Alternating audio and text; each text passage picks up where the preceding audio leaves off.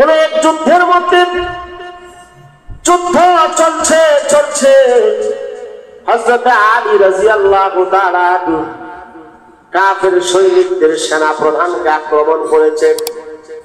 এক পর্যায়ে কাফের সেনা প্রধানকে পরাস্ত করে জমিনের মধ্যে একটা আছাড় দিয়ে ফেলে দিয়েছে। এরপরে বুকের উপরে উঠে বসেছেন, তলোয়ারের আঘাত করবেন, এক আঘাতে তার কল্লাটা দেহ থেকে আলাদা করে দিবেন।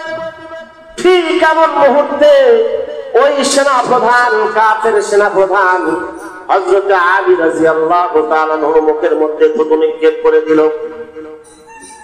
যখনই থুতু নিক্ষেপ করল, হযরত আলী তলোয়ার উঁচু করে আছেন, আঘাত করবেন। এমন মুহূর্তে যখন থুতু মুখের মধ্যে নিক্ষেপ করছে, হযরত আলী রাদিয়াল্লাহু তাআলা তলোয়ার আর সামনের দিকে না মেরে তলোয়ার পিছন দিকে ফেলে দিয়েছে। সুবহানাল্লাহ বলেন।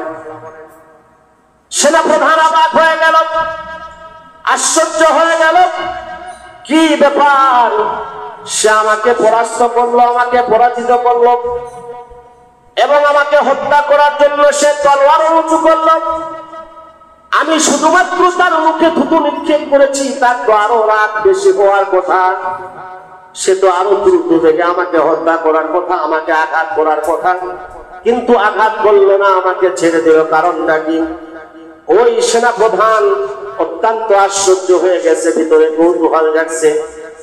হযরত আলী রাদিয়াল্লাহু তাআলা আনহুর হাত ধরলেন, বললেন, ভাই, আমি আপনাকে একটি কথা জিজ্ঞেস করতে চাই। আপনি আমাকে হত্যা করার জন্য আমাকে জমিনে ফেলে দিলেন, আমার বুকের উপরে চড়ে বসলেন, তলোয়ার উঁচু করে ধরলেন আমাকে আঘাত করার জন্য, কিন্তু তারপরও কেন আপনি আমাকে আঘাত করলেন না, আমাকে হত্যা করলেন না? হযরত আলী রাদিয়াল্লাহু তাআলা আনহু বলেন যে জান্নাতে যাওয়ার তিনটি মাধ্যম, ইহকালে সফলতা, আখিরাতের সফলতা এবং জান্নাত প্রাপ্ত হওয়ার জন্য, আখিরাতের সুখের জীবন লাভ করার জন্য তিনটা পথ। একটা হচ্ছে আল্লাহ এবং আল্লাহ রাসূলের প্রতি ঈমান আনা, দ্বিতীয় নাম্বার হলো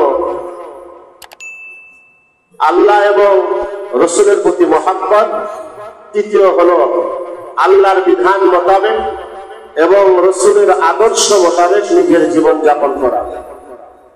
তৃতীয় নাম্বার বিষয় নিয়ে আলোচনা করছিলাম যে আল্লাহর সন্তুষ্টি অর্জন করা, ইহকালে সফলতা পাওয়ার এবং জান্নাতে বিনা বাধায় জান্নাতে প্রবেশ করার যে বড় বড় মাধ্যম, তার মধ্যে একটি মাধ্যম হলো আল্লাহর বিধান মোতাবেক চলা এবং রাসূলের আদর্শ মোতাবেক, রাসূলের সুন্নাত অনুযায়ী নিজের জীবন যাপন করা।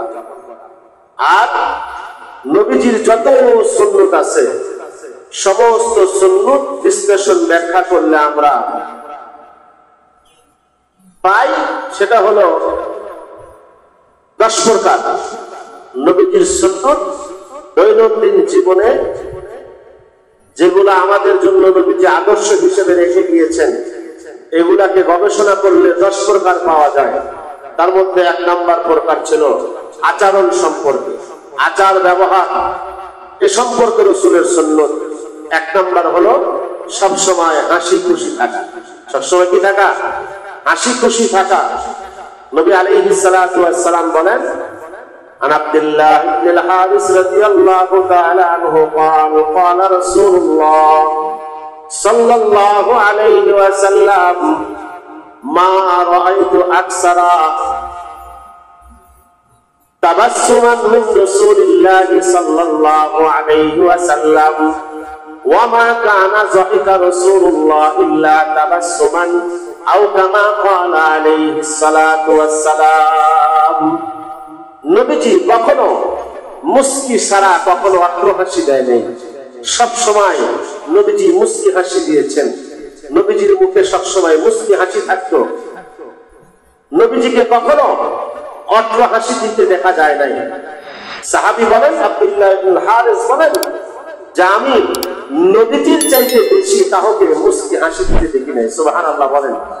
তার মানে নবীজি সবসময় হাস্যোজ্জ্বল চেহারা থাকতেন। 2 নাম্বার, রাগ কন্ট্রোল করা।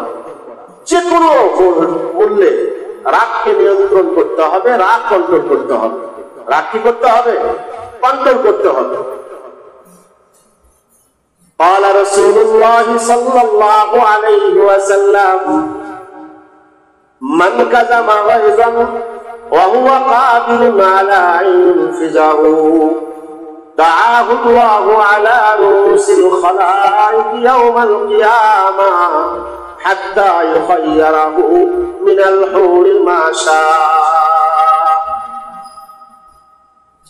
হযরত মুআয ইবনে জাবাল রাদিয়াল্লাহু তাআলা আনহু বর্ণনা করেন যে বিশ্ব নবী মুহাম্মদুর রাসূলুল্লাহ সাল্লাল্লাহু আলাইহি ওয়াসাল্লাম বলেন, মান কাযামা গায়জান, যে ব্যক্তি নিজের রাগকে কন্ট্রোল করে, রাগকে নিয়ন্ত্রণ করে, ওয়া হুয়া কাদিরুন আলা ইনফিজাহু, এমন অবস্থায় যে ওই রাগ প্রয়োগ করার ক্ষমতা তার আছে, ইচ্ছা করলে রাগকে সে প্রয়োগ করতে পারত।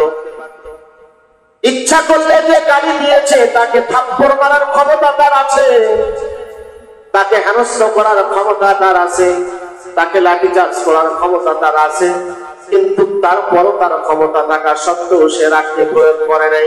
কি করে নাই? রাগকে প্রয়োগ করে নাই, বরং রাগকে নিয়ন্ত্রণ করেছে। আল্লাহর হাবিব বলেন, দাআহুল্লাহু আলা রুসিল খালাইক ইয়াউমাল কিয়ামা, আল্লাহ পাক রব্বুল আলামিন কাল কিয়ামতের কঠিন ময়দানে মাহশরে হাজার হাজার কোটি কোটি মানুষের মাঝে তাহাকে সাবের বলে, তাকে ধৈর্য ধারণকারী বলে আহ্বান করবে, ডাক দেবে, এ সাবের, এ ধৈর্য ধারণকারী, এদিকে আসো। সুবহানাল্লাহ বলেন। হাত্তা ইউখাইয়ারাহু মিনাল হুরি মা শাআ, এমনকি শেষ পর্যন্ত আল্লাহ পাক রব্বুল আলামিন তার প্রশংসা তো করবেনই করবেন, প্রশংসা করার সাথে সাথে জান্নাতে যাওয়ার অনুমতি দিবেন, এবং এই অনুমতি দিবে, হে বান্দা, তুমি রাগকে কন্ট্রোল করেছিলে, রাগকে নিয়ন্ত্রণ করেছিলে, আমি এত খুশি, এত খুশি, আজকে জান্নাতে তোমার জন্য উন্মুক্ত যে হুরে গিলমান তোমার পছন্দ, যাকে যাকে তোমার পছন্দ তাকে তাকে তুমি আলিঙ্গন করো, যাকে চাইবে আজকে তাকেই পাবে, কেউ কোনো বাধা দিবে না। সুবহানাল্লাহ বলেন। রাগ মারাত্মক ক্ষতিকারক, জন্য রাগকে নিয়ন্ত্রণ করতে হবে। قال رسول الله صلى الله عليه وسلم ليس الشديد بالسرعة إنما الشديد الذي يملك نفسه عند الغضب. আল্লাহর হাবিব বলে যে আসলে বাহাদুর সে নয় যে মারামারিতে, যে শক্তি প্রয়োগে জিতে যায়, সে আসলে বাহাদুর নয়। প্রকৃতপক্ষে বাহাদুর হলো ওই ব্যক্তি যে রাগ ওঠার পরে নিজের রাগকে নিয়ন্ত্রণ করতে পারে, নিজের রাগকে কি করতে পারে? নিয়ন্ত্রণ করতে পারে। এই জন্য নবী আলাইহিস সালাতু ওয়াস সালাম গত জুমায় বলেছিলাম, সমাধান দিয়েছে। এই সমাধান عن ابي ذر رضي الله تعالى عنه قال قال رسول الله صلى الله عليه وسلم اذا غضب احدكم فليتوضا. আল্লাহর হাবিব বলেন, যখন তোমাদের রাগ উঠবে, তোমরা রাগকে নিয়ন্ত্রণ করবে কিভাবে? তোমরা ওযু করে নেবে, ওযু করার দ্বারা তোমাদের রাগ নিয়ন্ত্রণ হবে। আল্লাহর হাবিব বলে, কেন জানো?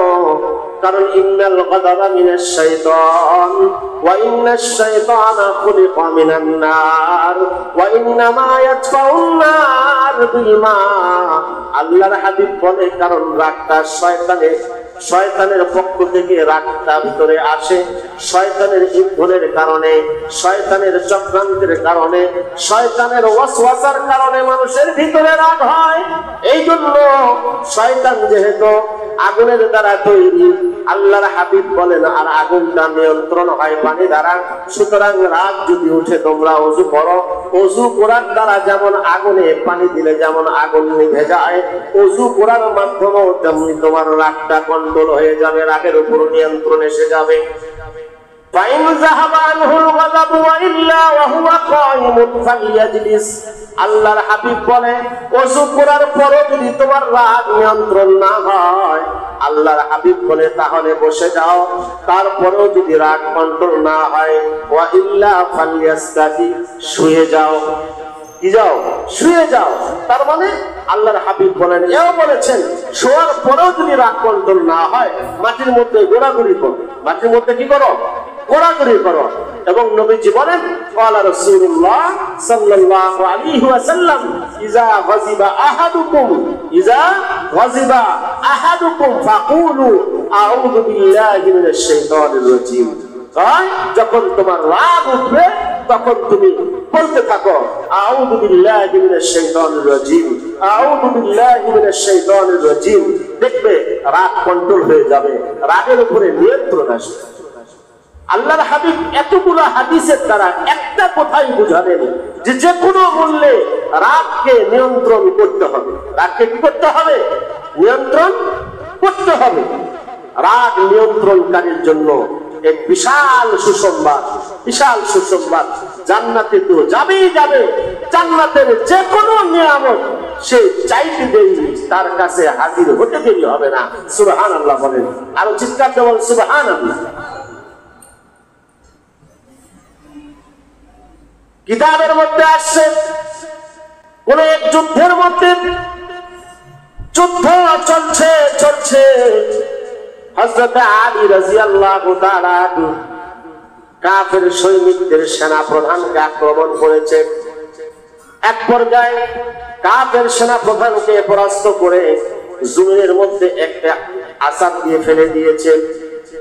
এরপরে বুকের উপরে উঠে বসেছেন, তলোয়ারের আঘাত করবেন, এক আঘাতে তার কল্লাটা দেহ থেকে আলাদা করে দিবেন।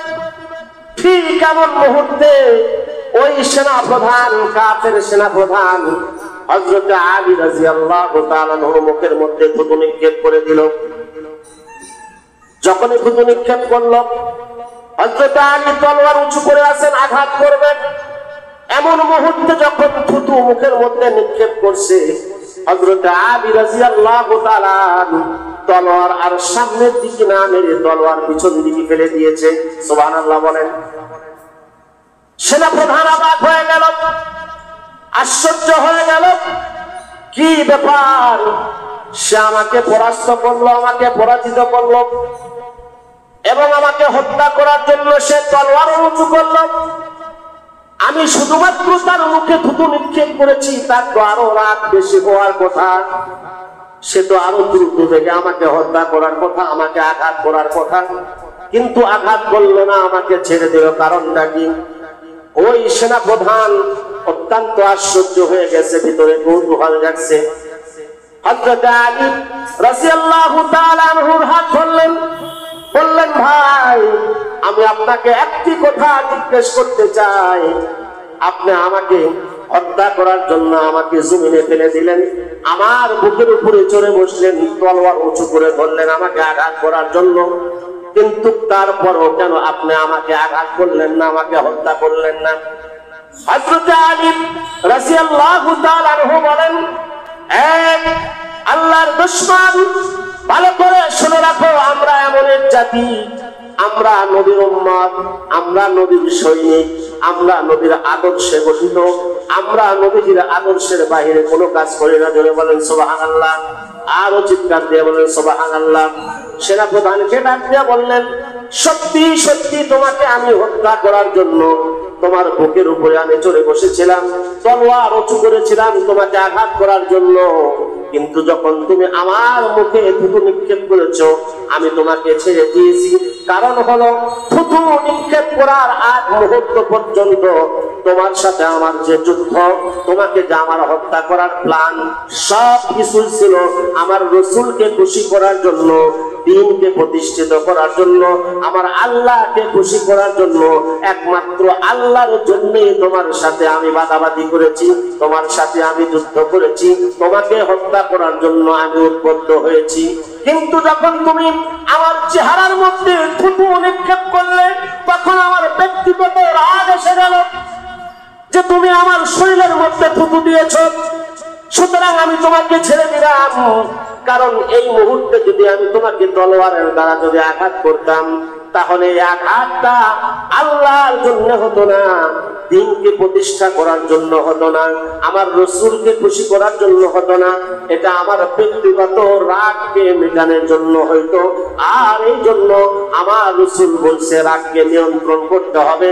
লাইসা শাদীদ বিসসুরাতি ইন্নামাশ শাদীদুল লাযী ইয়ামলিকু নাফসাহু ইনদাল গাযাবি। বীর বাহাদুর সে নয় যে শক্তিতে কাউকে পরাজয় করে, বরং বীর বাহাদুর তো সে যে রাগকে নিয়ন্ত্রণ করে, রাগ যখন উঠে যায় রাগকে নিয়ন্ত্রণ করে। সুবহানাল্লাহ বলেন। সুতরাং আমরা রাসূলের আদর্শকে ফলো করি, যার কারণে আমি তোমাকে ছেড়ে দিয়েছি, তোমাকে আমি হত্যা করি নাই। কাফের সেনাপ্রধান আশ্চর্য হয়ে গেলেন, মুগ্ধ হয়ে গেলেন যে যার আদর্শ এত সুন্দর, যার আদর্শে তার অনুসারীরা এত ফলো করে, এর অনুসরণ না করে আর কার অনুসরণ করা যায়? সুবহানাল্লাহ বলেন। কেটে ফেললেন, আলীকে বুকের মধ্যে জড়ায় নিলেন। ভাই, আমাকে আর দেরি করায়েন না, যার আদর্শ এত সুন্দর, যার নীতি, যার পরামর্শ, যার নিয়ম নীতি এত সুন্দর, এই পৃথিবীতে কোনোদিন খারাপ মানুষ হতে পারে না। সত্যিকারে সে সত্যিকারে নবী। আমাকে আপনি একটু আপনার নবীর কাছে নিয়ে যান, আমাকেও পড়ায় দেন কালেমা লা ইলাহা ইল্লাল্লাহু মুহাম্মাদুর রাসূলুল্লাহ। আল্লাহু আকবার বলেন, আর চিৎকার আল্লাহু আকবার। কাফের সেনাপ্রধান কালেমা পড়ে মুসলমান হয়ে গেল, শুধুমাত্র ইসলামের আদর্শ দেখে মুগ্ধ হয়ে। সুবহানাল্লাহ বলেন। ইসলামের আদর্শে মুগ্ধ হয়ে কালেমা পড়ে মুসলমান হয়ে। রাগকে কন্ট্রোল করতে হবে। বুজুর্গানে কেরাম, সাহাবায়ে কেরাম কঠিন মুহূর্তে, কঠিন থেকে কঠিনতর মুহূর্তে রাগকে কন্ট্রোল করেছে। ইমাম আবু হানিফা রাহমাতুল্লাহি আলাইহি নাস্তিকেরা পরাক্রমটা ছড়াচ্ছিল যে এই পৃথিবী এর কোন সৃষ্টিকর্তা নাই, গাছপালা পাহাড় পর্বত যত সৃষ্টিকুল আমরা চোখে দেখি বা দেখি না, এগুলার কোনো আসলে সৃষ্টিকর্তা নাই, এমনি এমনি সৃষ্টি হয়ে গেছে, এমনি এমনি এটা প্রাকৃতিক ভাবে হয়েছে। নাউজুবিল্লাহ বলেন। এটা কি হয়েছে? প্রাকৃতিক ভাবে হয়েছে। মুসলমানদের সাথে বিশাল দ্বন্দ্ব বেঁধে গেল। শেষ পর্যন্ত এই নাস্তিক পণ্ডিতরা চ্যালেঞ্জ করে মানল যে আমাদের এই কথা যদি কেউ খণ্ডন করতে পারে, কোন মুসলমান যদি খণ্ডন করতে পারে, আমরা কলেমা পড়ে মুসলমান হয়ে যাব। হযরত ইমাম আবু হানিফা রাহমাতুল্লাহি আলাইহি নাস্তিকের এই চ্যালেঞ্জ গ্রহণ করলেন যে তোমরা আয়োজন করো, বাহাসের আয়োজন করো, আমি প্রস্তুত, আমি তোমাদের সাথে বাহাস করব, আমি প্রমাণ করে দিব যে এই পৃথিবী এমনি এমনি সৃষ্টি হয় নাই, প্রাকৃতিক ভাবে সৃষ্টি হয় নাই, নিশ্চয় এর একজন সৃষ্টিকর্তা আছে, তিনি হলেন আল্লাহ। আল্লাহু আকবার বলেন। সৃষ্টিকর্তাকে আল্লাহ। বাহাসের তারিখ নির্ধারণ হয়ে গেল, সময় নির্ধারণ হয়ে গেল। মাগরিবের নামাজের পর বাহাসের সময় নির্ধারণ। হাজার হাজার মানুষ, কারণ বিশাল একটা বাহাস যে এই পৃথিবীর সৃষ্টিকর্তা আছে, একদল বলে, আর একদল বলে সৃষ্টিকর্তা নাই। এটা সাধারণ কোনো বাহাস নয়। সমস্ত জায়গায় কোনায় কোনায় মানুষ ভরে গেল। নাস্তিকরা আগে থেকেই প্রস্তুত। নাস্তিক পণ্ডিত যারা, তারা মঞ্চে হাজির। এ মুসলমান, কিন্তু ইমাম আবু হানিফা রাহমাতুল্লাহি আলাইহি এখনো মঞ্চে আসে নাই, আসতে বিলম্ব হচ্ছে। মাগরিবের আজান হয়ে গেল, তবুও ইমাম আবু হানিফা নাই। এবার সারা মঞ্চের মধ্যে গুঞ্জন ছড়াইতে লাগলো ওই নাস্তিকেরা যে ইমাম আবু হানিফার কাছে আসলে কোনো প্রমাণ নাই, ভয়েই সে আসে নাই, ভয় পেয়েছে, আমাদের সাথে বাহাস করার মতন, মোকাবেলা করার মতন তার কোনো সাহস নাই, যার কারণে সে পলাইছে। নাউজুবিল্লাহ বলেন। করছে, পলাইছে। এমন আলোচনা চলতে চলতে হঠাৎ হযরত ইমাম আবু হানিফা রাহমাতুল্লাহি আলাইহি মঞ্চে হাজির হয়ে গেছে। আল্লাহু আকবার বলেন। জোরে করে একটি সালাম দিলেন, আসসালামু আলাইকুম ওয়া রাহমাতুল্লাহ। ইমাম আবু হানিফা রাহমাতুল্লাহি আলাইহির সালামের আওয়াজ শুনে মুসলমানদের যেন দেহে প্রাণ আসছে। সুবহানাল্লাহ বলেন। সবাই নারে তাকবীর দিয়ে উঠলেন, আল্লাহু আকবার, আল্লাহু আকবারের ধ্বনি চলছে, কারণ ইমাম আবু হানিফা হাজির হয়ে গেছে। নাস্তিকরা খামোশ হয়ে গেল। রাত, চেহারার মধ্যে রাত। বাহাস করা হবে, ইমাম আবু হানিফা তুমি আগে উত্তর দাও, তুমি এত দেরিতে কেন আসলে? তোমার কথারই তো দাম নাই, তুমি বাহাস কিসের করবে? যার সময় সম্পর্কে জ্ঞান নাই, যাই সময় সম্পর্কে যার ধারণা নাই, সময় সম্পর্কে যার জ্ঞান থাকে না, সে আমাদের সাথে আর বাহাস কি করবে? ইমাম আবু হানিফা রাহমাতুল্লাহি আলাইহি বললেন, ভাই আমাকে একটু কথা বলতে দেন, একটা বেকায়দায় বলছিলাম। আমি তো অনেক আগে রওনা দিয়েছিলাম, সময় মতোই আমি মঞ্চে পৌঁছতাম, কিন্তু আসার পথে এক আশ্চর্য ঘটনা ঘটে গেল। আশ্চর্য ঘটনা ঘটে যাওয়ার কারণে আমার মঞ্চে হাজির হতে দেরি হয়ে গেছে।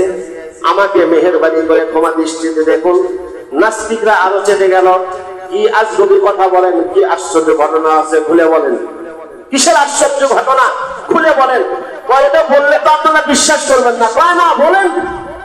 ইমাম আবু হানিফা বললেন, আমি যখন রওনা করলাম, নদীর কাছে যখন আসলাম, নদী পার হওয়ার কোনো ব্যবস্থা নাই, কোনো মানুষজন নাই, কোনো নৌকা নাই। আমি কি কর্তব্য বিমূঢ়, কিভাবে নদী পার হব, এরকম ভাবে চিন্তা ভাবনা করতে করতে আমি দোয়া করছিলাম, ইয়া হাইয়ু ইয়া কাইয়ুম। আল্লাহু আকবার বলেন।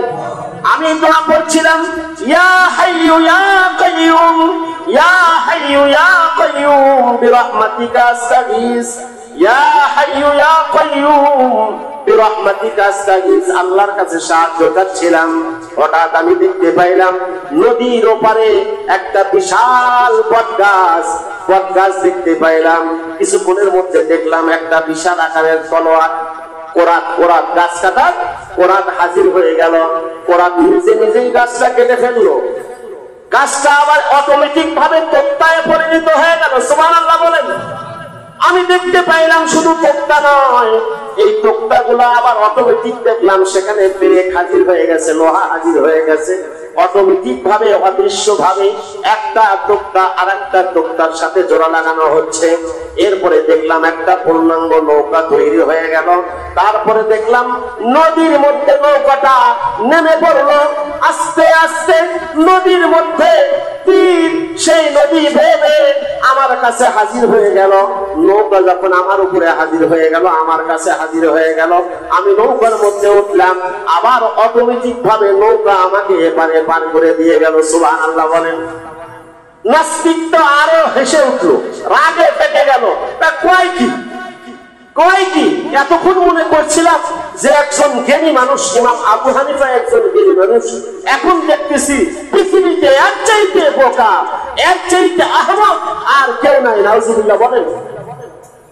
বিভিন্ন ধরনের গালিগালাজ করতে লাগলো, বিভিন্ন অকথ্য ভাষা বলতে লাগলো।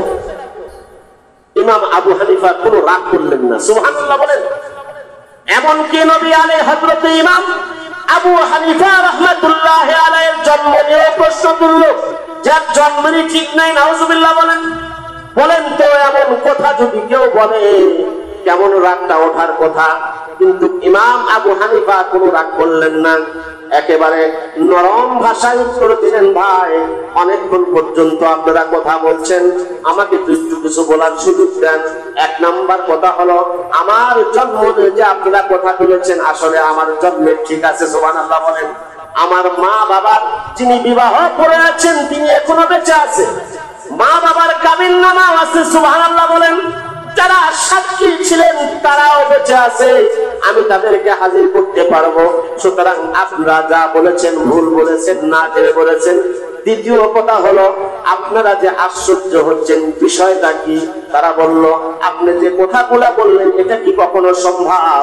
একটা গাছ কি এমনি এমনি কাটা যায়? একটা গাছ কি এমনি এমনি তোক্তা হয়ে যায়? একটা গাছের এমনি এমনি তোক্তা হওয়ার পরে এমনি এমনি কি কোনো কারিগর ছাড়াই কি নৌকা তৈরি হয়? আবার কোনো নৌকার মাঝি ছাড়া কি নৌকা চলে? আপনি যে গল্পটা বললেন পুরাটাই তো গাঁজাখড়ি কথা। কি কথা? গাঁজাখড়ি কথা। হযরতে ইমাম আবু হানিফা রাহমাতুল্লাহি আলাইহি মুস্কি হাসি দিয়ে গর্জে উঠলেন, হে বোকার দল, যদি একটা সাধারণ নৌকা, আল্লাহ তাআলার হাজার লক্ষ কোটি মাখলুকাত রয়েছে, ছোট্ট একটা মাখলুক, একটা বৃক্ষ, একটা বট গাছ যদি একা একা কাটা না যায়, একটা বট গাছ যদি একা একা তোক্তা না হতে পারে, একটা সাধারণ সৃষ্টি নৌকা যদি একা একা তৈরি না হতে পারে, তাহলে এই বিশাল সাম্রাজ্য, এই বিশাল পৃথিবী এমনি এমনি কিভাবে তৈরি হয়? বোকা আমি নয়, বোকা তোমরা। কথা বলেন ঠিক না? দেখে লাজবাব হয়ে গেল, লাজবাব হয়ে গেল। নাস্তিকদের কাছে আর কোন উত্তর ছিল না, উত্তর দিতেও পারে নাই। শেষ পর্যন্ত তওবা করে ইমাম আবু হানিফার হাতে কালেমা পড়ে মুসলমান হয়েছে। সুবহানাল্লাহ বলেন, আরো চিৎকার দেবেন সুবহানাল্লাহ। নবীর আদর্শ, নবীর। আর সেখানে যদি ইমাম আবু হানিফা যদি নিজের রাগকে নিয়ন্ত্রণ যদি না করতেন, এত বড় সফলতা উনি পাইতেন না, মুসলমানদের এত বড় বিজয় হতো না। মুসলমানরা বিজয় লাভ করেছে রাসূলের আদর্শকে বাস্তবায়নের মাধ্যমে। সুবহানাল্লাহ বলেন, আরো জোরে বলেন সুবহানাল্লাহ। যতদিন পর্যন্ত মুসলমানদের মাঝে নবীর আদর্শ থাকবে, ততদিন মুসলমান নবীর আদর্শ অনুযায়ী চলবে, নবীর সুন্নতকে নিজের জীবনে ধারণ করবে, মুসলমানদের পরাজয় হবে না, হবে না, হবে না ইনশাআল্লাহ। আজ আমাদের মাঝে রাসূলের আদর্শ নাই, আজ আমাদের মাঝে রাসূলের সুন্নাত নাই, আজ আমাদের মাঝে রাসূলের আদর্শ আর সুন্নাত না থাকার কারণে আজকে আমরা পথে ঘাটে সর্ব জায়গায় হোঁচট খাচ্ছি, পরাজয় বরণ করছি, লাঞ্ছিত হচ্ছি, লজ্জিত হচ্ছি, ইহুদি বিধর্মীদের হাতে মার খাচ্ছি, পথে ঘাটে লাঞ্ছিত হচ্ছি। কথা বলেন। এজন্য রাসূলের আদর্শগুলা, রাসূলের এই সুন্নাতগুলো আমার জীবনে, আপনার জীবনে বাস্তবায়ন করতে হবে। সব সময় হাসি খুশি থাকবো, রাগকে নিয়ন্ত্রণ করব, যে কোনো মূল্যে। কথা বলেন, রাগকে কি করব? নিয়ন্ত্রণ করব। 3 নম্বর আচরণ সম্পর্কে সুন্নাত। আল্লাহ রাসূল বলেন যে রাস্তা পথ ঘাট থেকে কষ্টদায়ক বস্তুকে সরায়া দেওয়া। নিজে তো নষ্ট করাই যাবে না রাস্তাঘাট।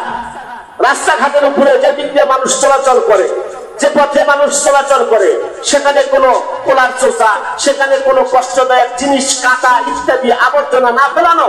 যারা এগুলা করে এদের উপরে আল্লাহ এবং আল্লাহ রাসূলের লানতের কথা আছে, লানতের কথা আছে। আল্লাহ যদি তৌফিক দান করে ইনশাআল্লাহ এই 3 নাম্বার সুন্নাত নিয়ে, রাসূলের এই 3 নাম্বার গুরুত্বপূর্ণ সুন্নাত নিয়ে আগামী জুমায় আলোচনা করব। আমা তৌফিক ইল্লা বিল্লাহ। আসসালামু আলাইকুম প্রিয় ভাই ও বোনেরা, চ্যানেলটি সাবস্ক্রাইব করুন, ভিডিওতে লাইক দিন আর আপনজনদের সাথে শেয়ার করে ছড়িয়ে দিন কল্যাণ।